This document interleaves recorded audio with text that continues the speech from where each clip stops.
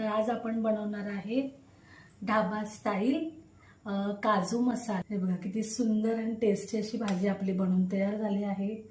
तर आता पहिल्यांदा आपण काय करूया, टोपामध्ये इथे पाणी आधी गरम करत ठेवूया।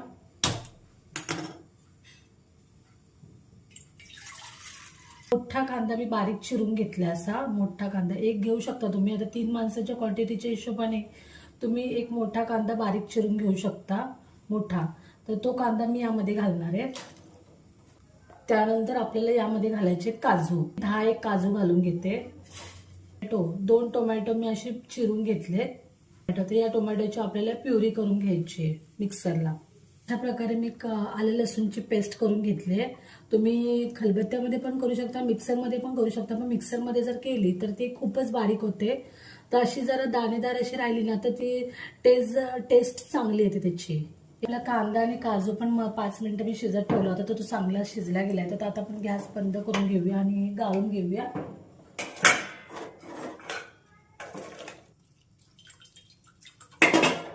आपला काजू आणि कांदा जो आहे त्याची पण आता आपण मिक्सरला बारीक पेस्ट करून घेऊया।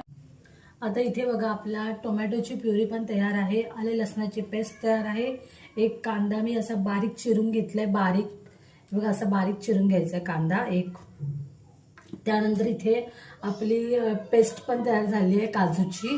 तर आता आपण भाजी करायला घेऊया। कढईमध्ये आधी पहिल्यांदा आपण तेल घालून घेऊया।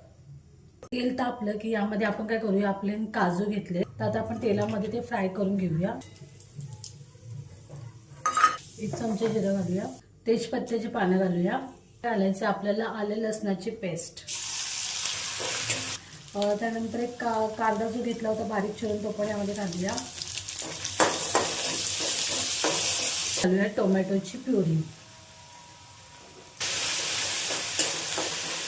टोमॅटो पण कच्चा असल्यामुळे जरासा टोमॅटो चांगला तेलामध्ये भाजण्यामध्ये आपण घालूया। किती लाल मसाला, तिखट प्रत्येकाचं जसं असं त्याप्रमाणे मी 2 चमचे घालते।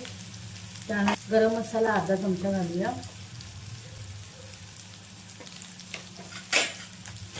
त्यानंतर यामध्ये घालूया आपण ही पेस्ट करून घेतली, ती पेस्ट घालूया। थोडं पाणी घालून घेतलं मी। तर आपण 7 ते 8 मिनिटाला झाकून ठेवूया, जेणेकरून जो मसाला आहे तो पूर्ण एकजीव होईल आणि चांगलं शिजून येईल। 7 ते 8 मिनिटं झाकून ठेवलं तर तेल सुटेपर्यंत आपण चेक करूया।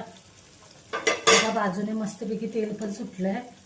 तर आता आपण यामध्ये काजू घालून घेऊया। काजू घालून आपल्याला एक 5 मिनिटं अजून याला शिजू द्यायचंय। चेक करूया, आपली भाजी बघा मस्तपैकी रेडी झाली आहे। कोथिंबीर जरा घालून घेऊया। ढाबा स्टाईल टेस्टी काजू मसाला आपला तयार झाला आहे। आता आपण ऋत्विकला देऊया टेस्ट करण्यासाठी। तर तुम्हाला पण ही आमची रेसिपी आवडली असेल तर आमच्या व्हिडिओला सबस्क्राईब करा, लाईक करा। पुन्हा भेटू नेक्स्ट व्हिडिओमध्ये। Bye bye.